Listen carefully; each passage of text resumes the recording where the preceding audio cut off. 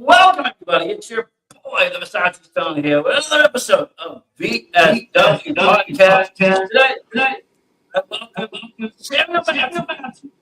How we doing today? Doing good. Another great day in paradise. Absolutely. What are you smoking today? Right now, this is called Zest Zinger. All right. I'm have some blueberry banana pancake vape. Woo. That's good. It's pretty good. How many flavor profiles now? Science itself. Oh, absolutely. So, I mean, the type of projects that you've been doing the wrestling thing. I'm big into indie wrestling. Tell me though, when did you get started in the whole wrestling? So I actually am about almost 2 years in. I started in March of 2023. So I'm still relatively green. I'm in my first year really of actual matches. So I actually started out at about 400 pounds a year ago, and now I'm down to about 230 pounds. So yeah, all just from being in the gym and being in the ring and just busting ass. Yeah. Like I remember, I didn't wrestle, but I fought. Now, you just go and train, and all of a sudden you're lifting like the weights is falling off. It's like, way to go. But it is. But exercise and endurance training and all of that, it really does eat away the fat. Oh, absolutely. Like one of the biggest things was that wrestling made me want to make lifestyle changes.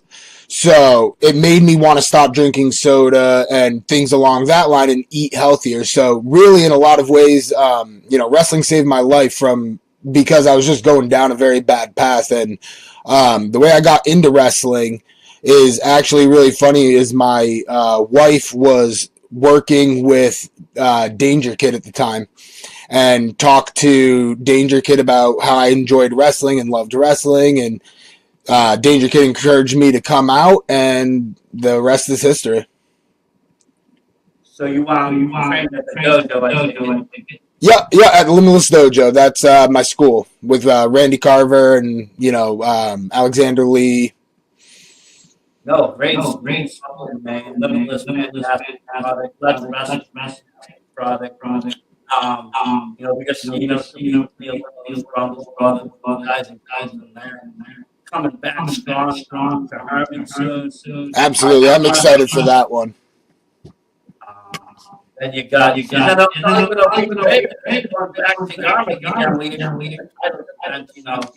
big Desmond. That's always exciting. I'm a huge Channing Thomas fan. I just love everything he does. And That's great to hear.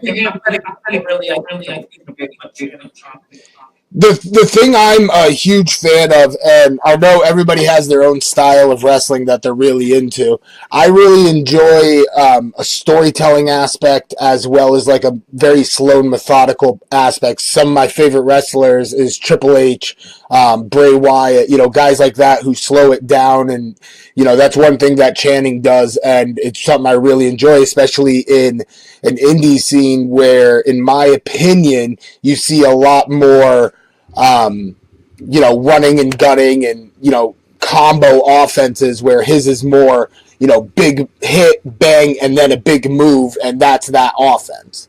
Yeah, I mean, let's talk about it. Channing Thomas has a real traditional wrestling into it. And then combined with bringing in Rocky Bella manager, and it kind of solidified the deal. But if you just watch wrestling, it is very grapple, old school. It comes from Bell time. You can see, the Bo Douglas and kind of Killer Kowalski heritage line in his wrestling style. And my favorite thing, honestly, is that he does the pile driver for his finisher, and it's so good. It's a good pile driver.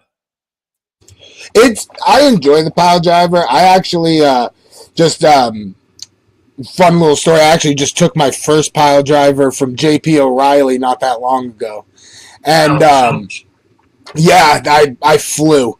The thing I really like is just how he sets it up and how that move has been protected.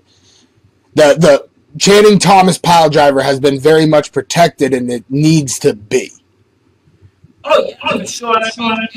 Coming from I don't watch WWE anymore. I did as a kid. I watched a lot, obviously. Now I'm really focused on the industry, but that move itself is banned except for a few people using it. So you don't even get to see it on the screen that much, and then on the indie it's very off. But again, you see somebody that does that to that perfection, it's just amazing.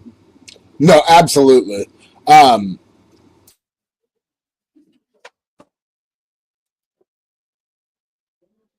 Bacabella adds something to Channing Thomas, but Channing Thomas himself, he has an aura about him. He has an aura about him when he walks through the crowd. You just want to hate him. Oh yeah, I mean, like prior to Bacabella, he was all natural Channing Thomas, and when he came into Limitless, he was with DRG, but he was also with Don Allen and they, with Mac Daniels combined, those people were probably some of the most hated trios I've ever seen. So I came in on the back. When I first started, I was on the back end of that. So Mac Daniels was still Let's champion. And my first Let's show, or my first Limitless show that I was a part of and helped out at, was when Mac Daniels lost the title to BRG. Okay. So, and it was Desmond Cole versus Scorpio Sky that night. Yep. So, yeah, no, I remember that night very well. So it sucked that I wasn't a part of it and didn't get to really see their group, but I did get to see the self-destruction and the finale of it, and the finale was amazing in itself. Oh yeah, I remember the show 2020 when they first came back. I was talking, I believe, Randy about it. A few other people about the moment. It was right around the time that AG was coming back. He had been let go from WWE, so he was back on the indie scene. Just didn't know when that clause would be up, but it was that return show from the pandemic. And all of a sudden, you hit the music and it's AG's old theme. Crowd just pops. They're going wild. And how comes, a shitty great Channing, back again. Just in the crowd, they were devastated. They were just hating and screaming, swearing. Yeah, one of the biggest pops that I heard was when Bufo won the championship. That pop was insane. That pop was wild.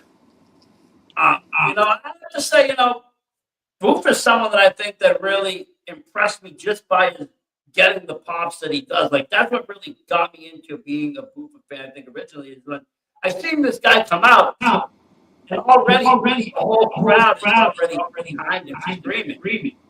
Yeah, I mean, not many other people are able to get that kind of crowd reaction. No, I mean, and a testament to Bufa is my wife isn't a big wrestling fan. She really only got into it when I started doing it and things along that lines, and she absolutely loves Bufa. And one thing that's huge for him is the chant, the Bufa chant. It's infectious. You want to chant it. You want to jam to his music. It's the whole vibe when he walks out through the curtain. Oh yeah, I mean, and what do you did a Vacation Land Cup on that platform as well was just magical, absolutely magical. Absolutely. I hope I can have a moment like that at some point in my career. Like you said, you just started. I mean, I know the Limitless itself has a heavy line, that heavy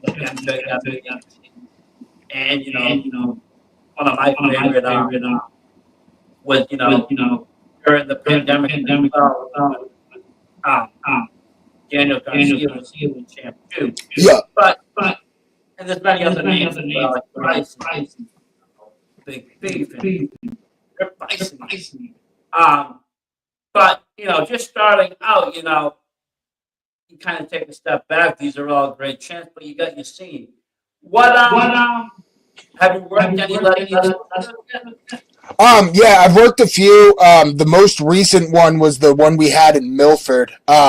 Me and my tag team partner Lee Miller, where we have a group called The Pathway. We at the time, this is before I created The Pathway, but we were Vicious Intent, and we wrestled Alexander Lee and Eric Johnson for the tag titles in Milford back in October. Okay. The name, I like you, even though I might have played on name right now. So you guys So originally it started out, I wasn't sure if it was something that Lee would want to be a part of. So I was trying to figure out my character for myself, as well as, how we can incorporate different things into our tag team and things along that line. Originally it started out as the Samuel Mathews way.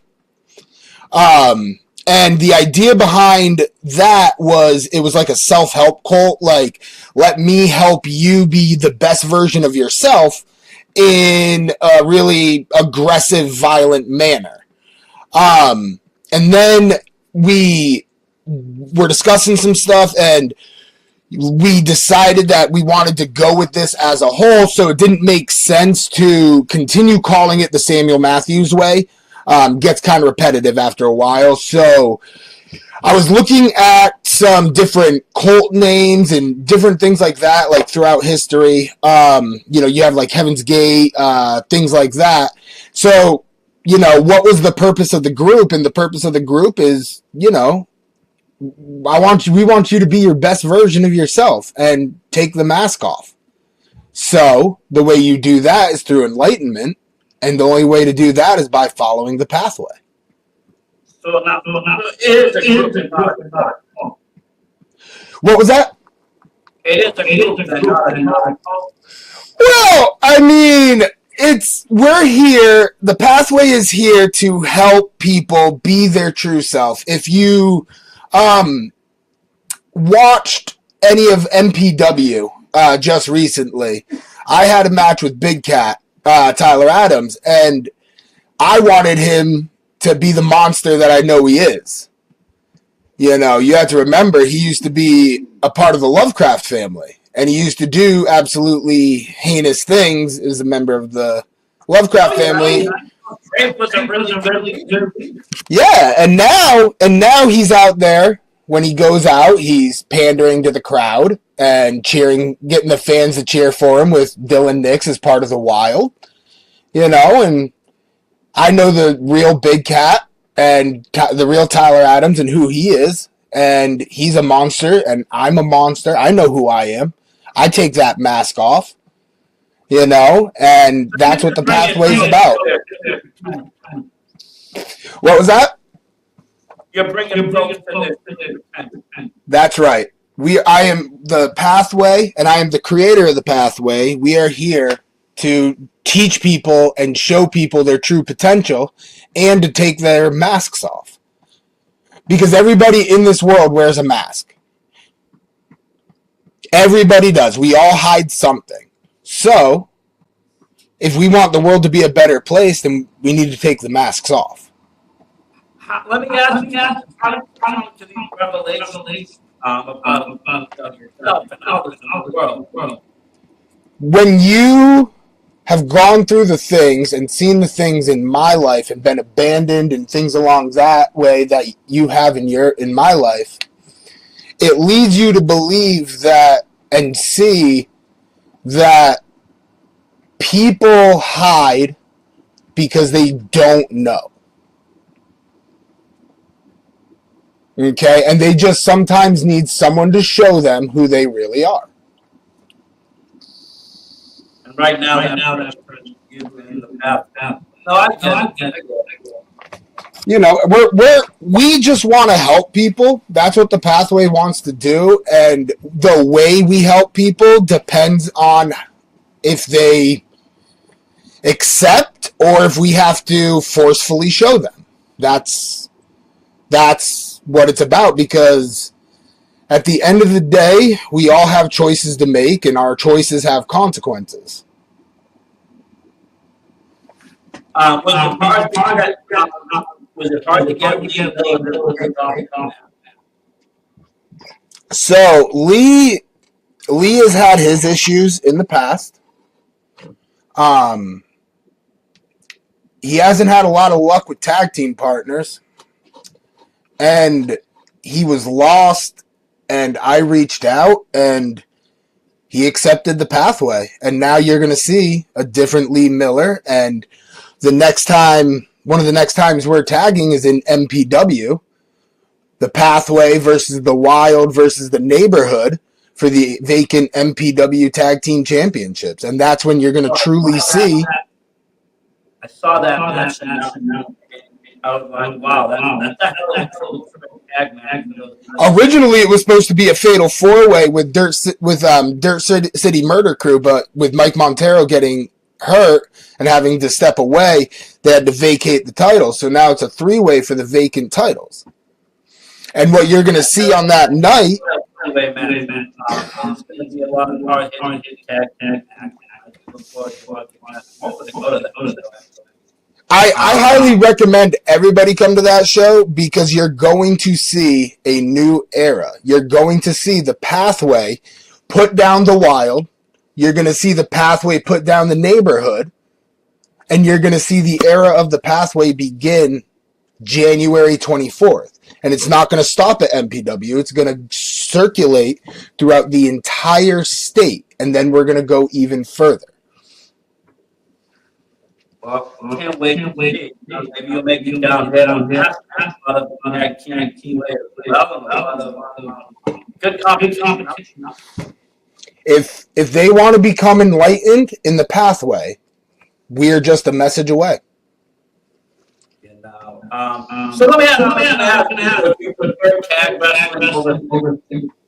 I think both have their extreme merits. I think tag wrestling is a science where you have to learn to utilize the gimmick of the match, which is tag team wrestling.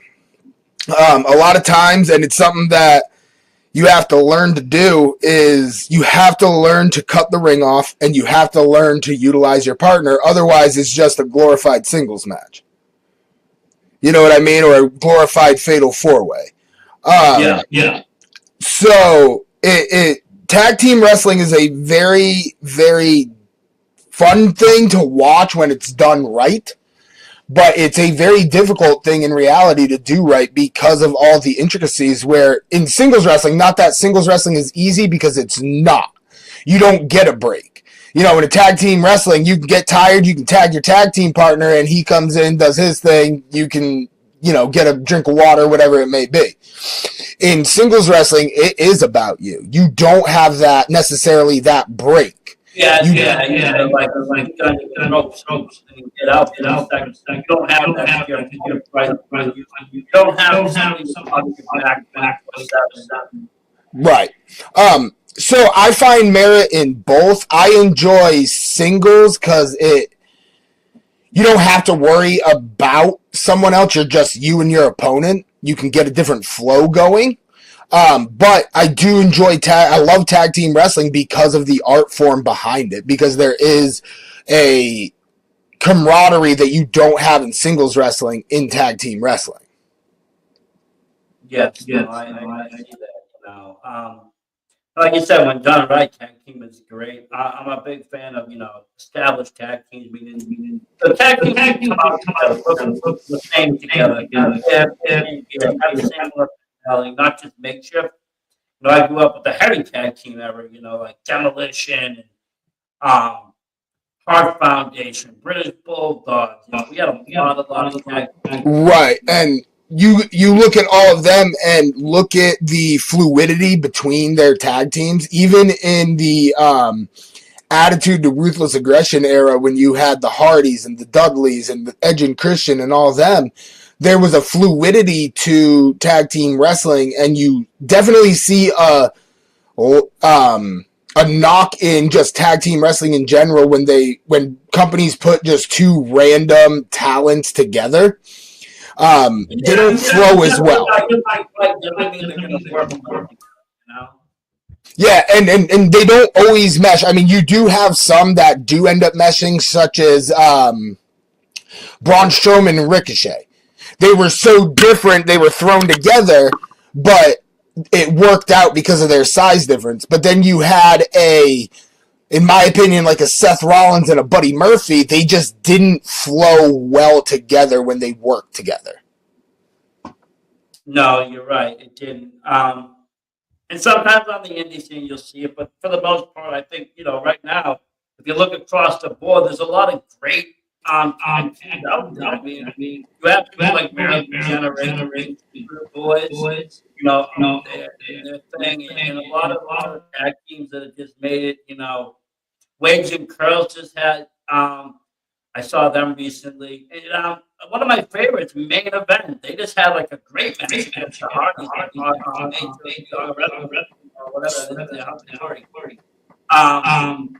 So, I mean, a lot of tag teams in this area can make it as far as they want to go, it seems. Well, I mean, it's really exciting because you kind of are seeing a boom, especially in New England in tag team wrestling. And one of the tag teams that is on my list for 2025 to go against with Lee Miller is the Pathway versus the Monarchy. That's one of the tag teams that I want to wrestle. That's on my bucket list for 2025. I've seen them wrestle in Proving Ground. I saw them at Rad Pro, and they're just a tag team that I am just wanting to wrestle. No, definitely. That would be a good match.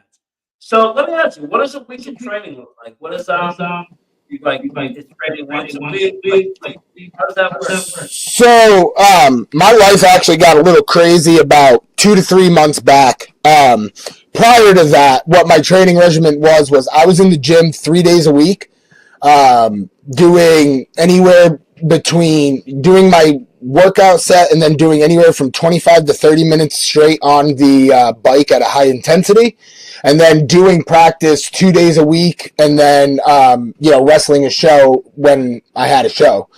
It was a lot, and I tell you, it starts taking a toll on your body. This summer, I worked almost every single fair show that was possible, and between that heat and just it was vicious on the body.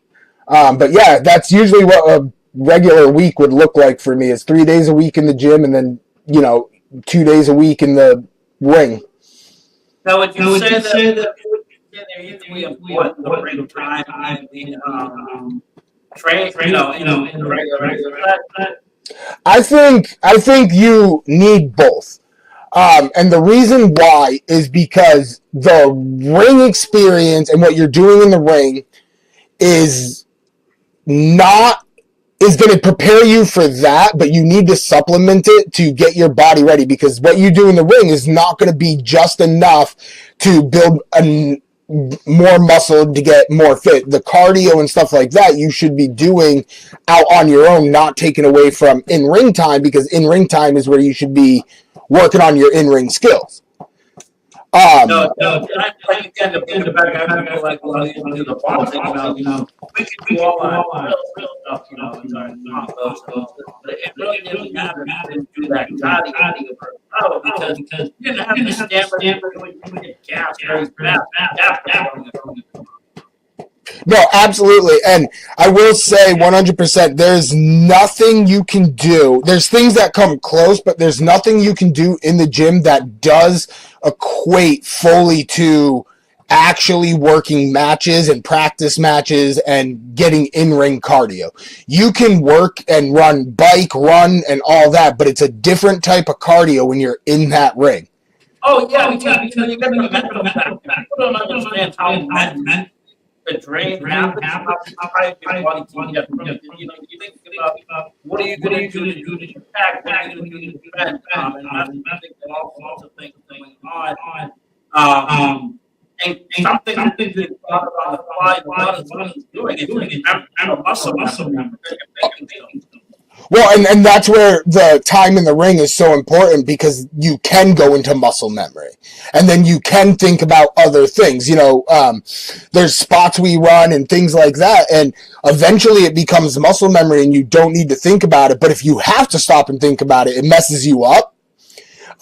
Which is interesting how that works. It's kind of like if you're sitting down in your chair and you have to think about actually sitting or standing up and like activating those parts of your bodies, it will prevent you from standing up. It's crazy the psychology behind it.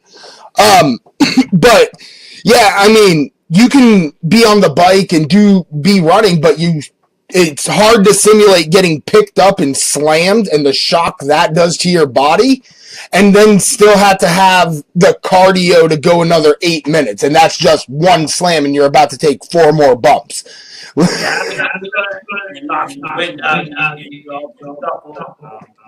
to mention, us another 9 or 8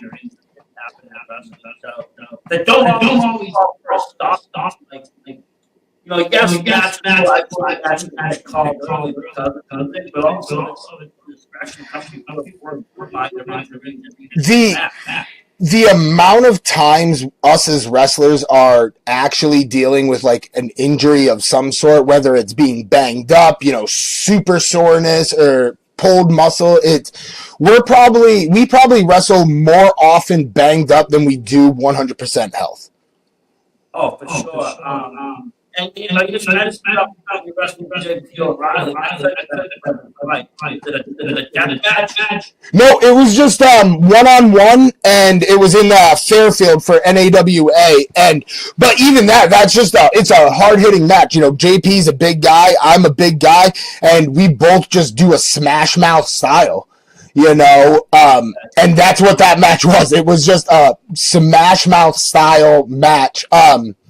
Probably the worst I've ever felt after a match was against Big Cat when we did the grudge match most recently, because we just the state of the match just called for brutality. So it was just a brutal affair. There was a Uranagi on the apron. There was a shotgun drop kick off the apron. Like, it was just brutal. I'm sure it was. When the two forces collide like that, you got another heavy hitter. It's going to take a toll. I've seen. That's one thing I've said. People like my favorite big. But now you got Big Country coming up too. Another one that was Rip Bison. He looks like he hits hard. I haven't wrestled Rip. I've wrestled Jason, and Jason hits hard. It's always fun to wrestle Maverick because it is always a war, and I always appreciate when you do go to war and you know that you just worked a match. Yeah. No, I can see that being a fun fight. Like divisionally, anyways, I'm sure not to be because you both are going to hit hard. And it's great to see a lot of these people coming out of the dojo, making their rounds now and getting, coming down into Mass, coming other parts of Maine, just going all over the place. And right now, Maine, I have to say, is really kind of a boom era in wrestling. There's a lot of promotions running right now that are very good. You got WA running. You got NPW running. PW is limitless. Yeah, there's definitely a boom in Maine right now when it comes to when it comes to indie wrestling and professional wrestling. And it's the good thing about it is it's not pigeonholed for a certain type. So you have different varying styles and different varying even skill levels for people to compete at that they can, get their chops in early versus, being thrown right to the wolves. It definitely is a boom in Maine right now, all the way from Crown of Maine, all the way up in like the Van Buren area, all the way to Limitless down south. And, EWA's coming in. You got EWA coming in. It's nice to see all these new companies, especially from my understanding, and these companies that are being successful in doing things the right way, especially when, to my knowledge, prior that was an issue. Yeah, Maine's landscape hasn't always been the same. I mean, from what I've been told, I got into indie wrestling around 2017, 18, but I was into local stuff, and then I gravitated towards Limitless at around 2019 into the pandemic, and then I just really fell in love. But I've talked to people. I've talked to even people like Christian Nickerson, who ran shows back in early 2000s. And Maine's been different every couple of years. It's looked different. Cousin Larry said the same thing. Randy said the same thing. And that's all just kind of changed. But right now, it's in a really good spot. Yeah, and that's the thing that I've heard is just that it is in a really good spot, and it's really an honor to be a part of that. Especially being a part of the boom.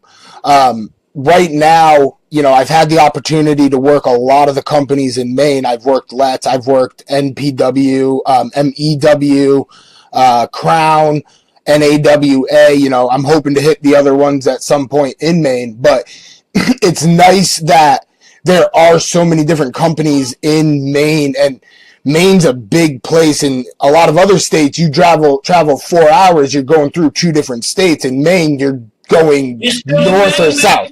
Yeah, you're still in Maine.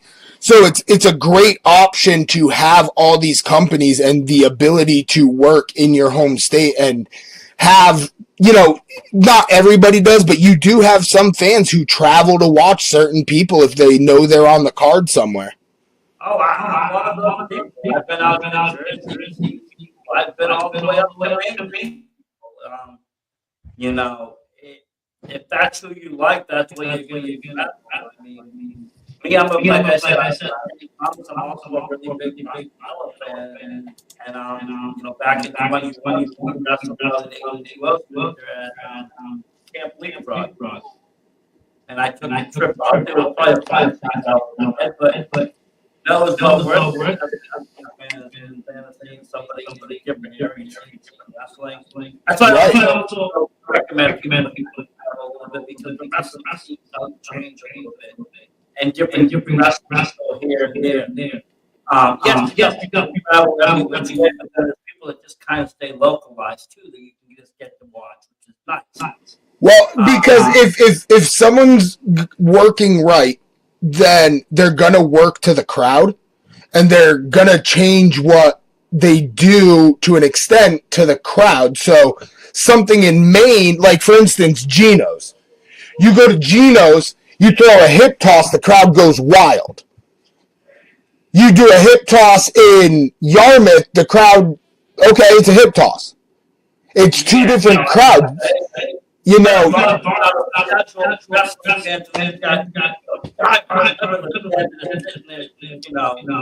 the edge of the seat, you get experience. The both have their perks. You can simplify things or do different things in front of the casual fan, and you you kind of try to be more on your toes in front of those diehards. They will call you out. Oh, absolutely, absolutely, absolutely. But one thing I do know about Maine, though, that I love is the fans. There themselves are just all great people. I haven't met a person in Maine that I haven't met a fan. Yeah, no, the fans here, they're very passionate about wrestling. And that's one of the things that has led to this boom in professional wrestling in Maine is the fans, is the fact that they are extremely passionate. They understand what we're doing and they enjoy it just as much as we do performing for them. I see some fans come to multiple different shows across the state and I get heckled just as much by them about upcoming things as I do about, things I'm doing right in the moment. And it encourages me as a performer because, okay, that means I'm making an impact on someone. And if nothing else, for that 10 minutes that I'm in that ring and performing, they're forgetting about whatever else might be going on in their life in that moment. Yeah, I mean, it is big. You're a fan, wrestler, in between, personality, whatever you are, if that's your world, what I'm trying to get to is it's an escape at the end of a week, right? Like, that's why I think wrestling starts, it starts on Thursdays now with Wrestling Open, but, you have wrestling all at the end of the week. So, you get the work week, Monday through Friday, kind of a drag. And people just want to let go of that. They want to walk into an arena like you'd walk into a movie theater and just get immersed. And you shut up outside after a while, a couple hours, and it feels good. Oh, absolutely. I mean, I know as a performer, I work all week, and when I know I have a show on Saturday, it's extremely encouraging because I know that at the end of the work week, I do have something to look forward to go and do. Yeah, it's like a win-win because you get to escape too. And then, like you said, somebody watching could have been having a terrible week and you just made it better or at least got them out of a dark space for that moment because, you did something that entertained them or got them to stay. No, absolutely. And it's I know it's cliche when people say that wrestling is for everybody, but in my experience, everybody has a wrestling story of some sort. I haven't really met anybody who hasn't been, if you say, professional wrestling, they don't make a comment about, oh yeah, I used to watch that with my dad growing up, or I remember, so-and-so or such and such. Professional wrestling has... At some point, it broke out of wrestling and became, pop culture and stuff. Back in the day, Hogan, very known.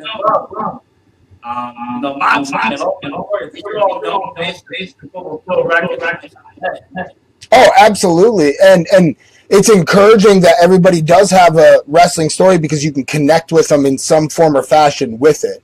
My mother was a little bit of wrestling when she was younger, but like when I first met my wife, everything talking to her, she told me about her husband going through it. She saw her on the night, walking through, kind of went up. Yeah, and just a little bit like that. That's one of my first wrestling experiences was I was living in Connecticut I was like 4 or 5 years old, and my parents took me to McDonald's, and Shawn Michaels was there getting a cheeseburger. Like, I got to shake Shawn Michaels' hand in Connecticut at the time. I was 4 years old. I don't remember it worth a damn, but, it happened. See, you guys all have that. I remember being young, going to an indie show, and they brought in the Santana. I remember after the show going down, looking around the building, I ended up coming across the window. I looked in the window. It was a dressing room. And I locked eyes with a half-naked Tito Santana. And he started swearing at me and chased me out of the little window. And I ran. My mother went to a live show once in Connecticut, and she got the side of her face licked by one of the bushwhackers. So, Yeah, so I've watched wrestling since I was a very young age, so it's really nice, when you do hear all of the other people's wrestling stories, that you can connect with, and that's just something that you can connect with people on. Yeah, no, definitely, and it gets a conversation going, it's good because I mean, even if they're not a current wrestling fan, diehard fan, you could talk about old wrestling or something else that has various points in history, with landmarks and people talk attitude era or ruthless aggression era. People that just watch during certain eras. There's people that like myself, that were lifelong fans or kind of just stepped away, but that's just mostly due to time. I don't get enough time to watch TV wrestling. I watch a lot of the indie stuff, and even then, Sunlight Games, there's a lot of shows that run the same day. So I end up going back and on IWTV, and there's just not enough time to watch all the wrestling that I want to watch. It's hard because, especially as a performer, because you want to watch your own matches back to know where you need to improve, things you need to work on, what might have worked, what might not have. You also want to tape study so that you can, maybe come up with new ideas or new ways to do things. And then you somehow still have to try to figure out a way to fit in some entertainment watching there, which, quite frankly, that doesn't happen 95% of the time because you're watching and you're still analyzing. But there's so much wrestling out there, and there's a lot of good wrestling out there. yeah, no, there is. And even on the indie scene itself, even if you try to follow like 3 or 4 promotions, you end up with watching a lot of wrestling. And like I said, Maine is nice because you do got I feel like it's scattered, and they try not to run the same day or the same time. But in Mass, we got like more promotions or something, and it's more condensed. So you got more shows running, and you'll have multiple shows on a Saturday. Even that Limitless show, you had 3 other. The last Limitless show you had, Blitzkrieg running earlier that day, EWA running in May, Proving Ground running in Mass. So you had 4 other major shows running, plus I think EW running on that. Yeah, that was a crazy weekend. Everybody, and the fact that there was 2 rumbles. There was 2 rumbles at right around the same time too, which is, those aren't easy to fill in themselves because usually they're 30-man, so you have to bring in extra talent, and if there's another rumble, plus like you said, there was all the other promotions running as well, so man, that was a crazy weekend. Yeah, because even some of the Limitless favorites of people that you would think were there just weren't because they were, booked elsewhere. Like you had JT Dunn fighting Mike Rosser down in Proving Ground. You had Perry Von Vicious fighting in Blitzkrieg. You have people all over the place. I think Hazard was in EWA. But that I don't really see the main shows running like that. Usually there's a little bit of time for Brett, but Maine's really good about that as a general rule. All the promotions kind of talk to each other in some form or fashion. So a lot of times you don't have those overlaps where you won't have like MPW and MEW the same day. In January there's a back-to-back. There's MPW the 24th and then MEW the 25th of January, and those are both going to be amazing shows. No, that works good. And Mass, like I said, time ran the weekend. Depending on which shows you got some shows out there, they'll run 2 or 3 shows in 1 month. So that's 3 weeks, Friday, right off that. But they try. Sometimes they can, coexist by a show will run earlier and people will do double duty. I remember AG did like 3 shows in 1 day. Cross 3 states too. Yeah, I remember this summer a group of guys, and I can't remember them all. One of the main reasons I remember this is because Lee was involved. We did the Whoopie Pie Festival in Dover, and then a whole group of them had to go down to South Portland for an NAWA show. And I was just like, man, that's a lot in one day. I've worked fair shows where we worked like, 4 shows in a day, or 2 shows in a day, but, man, I don't know about doing all that travel on top of it. No, yeah, definitely. And that's the thing though. Like NAWA runs a lot too. They run pretty frequently. A lot of shows, which is nice. Like you said, I remember but he was telling me how multiple shows, like consecutive days. We just stay on the fan. The show would just keep going. Yeah, and the good thing about a lot of these shows is the fact that you do get the reps. And we were talking earlier about being in the ring and getting those ring reps and being in practice, but getting the reps in front of a crowd is just as important. And you need to be able to throw things at a wall and see if they stick in front of crowds. So the more opportunities you have in front of crowds is always just a huge plus, and especially the different type of crowds you can get. It really helps, like we said, all the different types of crowds, and especially the fact that there's so many opportunities in the state of Maine right now to perform and work with different groups. No, it is great. And like I said, I remember it's great to see. I'm here for it. I really am. So what Matt, you got anything coming up the rest? That was almost done. So next Saturday, I'm at Skips in Buxton for NAWA. Then the next big things I have are Old Town MPW. It's the event called Child's Play. That's the triple threat tag team match for the vacant MPW tag teams, or tag team championships. That'll be the Pathway versus the Wild versus the Neighborhood. And then the next day is MEW in Franklin, Maine, and I believe, if my memory serves me, on that show, the Pathway is taking on Los Tosicos, I believe it is. Awesome. It'll be a longer one. There's so much stuff you have early on.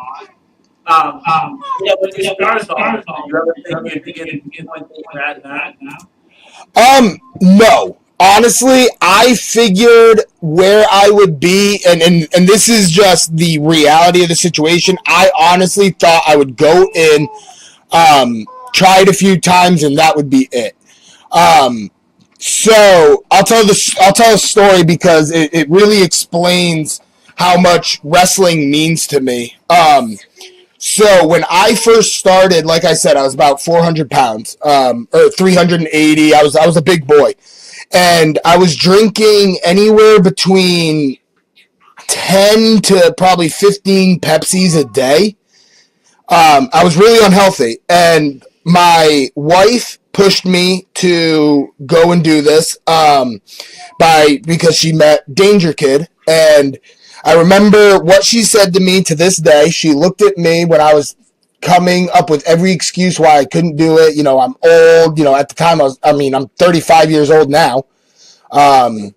And she looked at me dead in the eyes and said, if you're not going to do something for yourself now, when are you going to do it?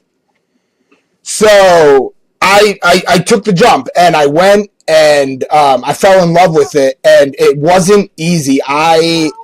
I can tell you there were days where I couldn't get out of bed because I hurt so much, because my body wasn't used to it. It needed to, the way I say it is before I could even learn to wrestle, I had to get rid of all the weight and become healthy. I was wrestling, but I wasn't able to actually do what I needed to do in the wrestling ring. So I lost all the weight.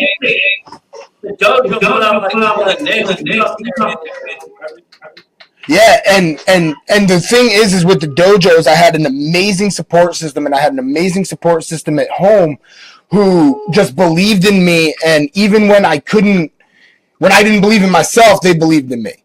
And when sometimes we didn't see it in ourselves. It's good sometimes. Well, I understand it, but people around they can kind of guide us. We do. Oh, absolutely. And, that support system helped push me through to be able to, I've gotten injured, I've messed my meniscus up. I've had, a blown up bursa sac. Like I've messed my knees up. The joke is I got paper knees. But I wouldn't trade it for anything because wrestling is a safe space for me. You know what I mean? Like, wrestling is, like we said earlier, it's where I can go, whether it be for 10 minutes or 5 minutes, but I can forget about things for a little bit. But I never thought that I would be a year in and competing for a set of tag team titles in January. I didn't. That's awesome. You stuck with it. You should be proud of yourself. I appreciate that. It's easy not so like that. But yeah, I mean that's not a long time to start to go after gold, and that's impressive too. You must be doing something right thing. One thing, and this is just shooting right now, but one thing that I've been told that I do extremely well is my character work. I really enjoy doing the character work, and that's one thing I've really leaned into. I've had an amazing set of coaches, and I give them all of the credit for where I am. I still have a very, very, very, very long way to go. Like I said, I am green. I am still in my first year, but my coaches, Randy Carver, they have all put me in a position to succeed. And they haven't put me into a position to fail, and that's what's important. They have not put me in a position to fail. They've put me in a position where I needed to step up and do what I needed to do and be where I needed to be in things, but they haven't put me in a position where I would fail and it would destroy my confidence, and that's extremely important. And if anybody is looking for a school to try wrestling, I highly recommend the Limitless Dojo in Brewer, Maine. I couldn't agree more. We have a lot of grades here in Mass as well, but something about the dojo. It really is like your family and school. Absolutely. And when it comes to May, where everybody's working together, you can get out there. You can get, your matches out there. It's not too hard to find bookings if you're doing and learning and going at the right pace and are ready for it all. Then the opportunities are kind of there for you. Because people know each other, they meet people. And with all the fair shows, you do have an abundance of wrestling that people can work, which is nice. Oh, absolutely. The fair shows are some of my favorite shows to do because you don't have a wrestling crowd. Most of the time at a fair show, you're not going to have a wrestling crowd. It's going to be Joe and Susan who wanted to take a break and sit down for a few minutes, and the only open seats were at the wrestling show. So you have to work the crowd differently. You have to figure out a way to connect with them to care about what. No, they don't. They don't have any idea who you are. If I walk out of Samuel Matthews, they have no idea who Samuel Matthews is, what he's about. They don't know what the pathway is. They don't know anything. So it's up to me when I walk through that curtain to translate that, which is nice because if you can translate that to a non-wrestling crowd from when you walk out the curtain, then it makes it translating it to a wrestling crowd who is following what you're doing, who is following your promos and stuff like that. It makes a difference because now you're able to go to a different level. Yep. But like you said, the whole show is different for the wrestling. They're doing things a little bit different that are established with and have their fan favorites and not. You could go like you said to a fan show. You might be the heel, but people there might just like you more. And all of a sudden, they're cheering for you. Well, that's absolutely it. And like, you don't necessarily like. Here's a good example. Like, throughout the entire state, I work heel. But up in Van Buren for Crown of Maine, because it's an entirely different crowd, you're in a different world. I'm working baby up there for right now. So it's entirely different. And that's the case in some places. You might be, face one place in down south, but you go to a different territory altogether and you're working heel because the crowd hates you. No, definitely. But that's the thing. Kind of get a feel, and it plays into that character work. I'm a fan of characters. That's what I grew up with, all characters. And that's what got me into wrestling, with people that had good character work, characters in general. And so I appreciate it now even more than adult watching it and what people can do with their characters and how much they really go with it. And I love seeing shows where people work, different characters, like Rad Pro, where they switch it up and people come in and they're a whole different character. I absolutely love everything Rad Pro's doing and just the absolute different characters that they have. One of my favorite acts right now in Rad Pro is the Monarchy with their family. That is just absolutely brilliant. Yes, their match when they faced Channing Thomas's character, their Angelo Intellect, was just iconic. Having the whole family come out and just everything about that. I'm a big Rad Pro fan as well. We really latched on. Once I even saw promos of just people in a different character, I was just hooked because that's just something that intrigues me. How would people act? And seeing people be so versatile is wonderful. Well, I think one of the reasons that I'm so drawn to character work, like I said, some of my favorite wrestlers is Triple H. And I know some people would be like, well, there's no character work there, but there really was if you paid attention to how he presented himself and things along that line. Bray Wyatt is a huge inspiration for me. So, Waylon Mercy, I really enjoyed Waylon Mercy and, his style of promo and the way he brought himself across. I feel like in today's wrestling, we get so caught up in those moves and those big spots and doing that 5-star match that character work sometimes does get lost. And you just have, and especially in this realism era that we're in, you don't see as many characters. That's why it's really refreshing when there is a character.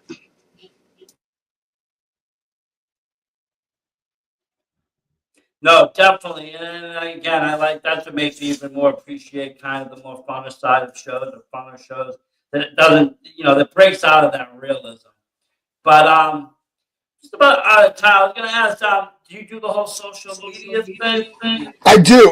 You can find me on Facebook at Samuel Matthews Wrestling and Instagram at Samuel Matthews Wrestling as well. I post, especially on Facebook, is where I post a lot of my dates. All my dates go on Facebook. I post updates, videos, all different kinds of stuff. So, and a lot of that translates over to Instagram. So follow them both. You'll see a bunch of stuff. I got a lot of new stuff and tease some stuff on my profile coming down the pipeline. So at Samuel Matthews Wrestling, and that's on Facebook and on Instagram.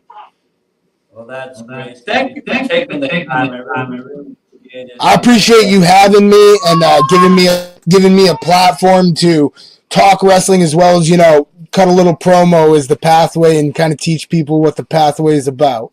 I look at me thinking I want to fight 25 because I'm out of down south. Yeah, absolutely. Everybody can join the pathway. You know, enlightenment is there for everybody.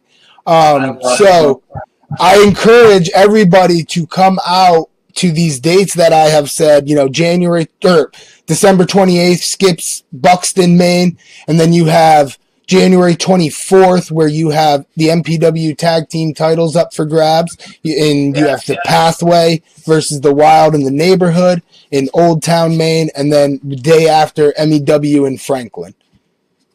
All great stuff.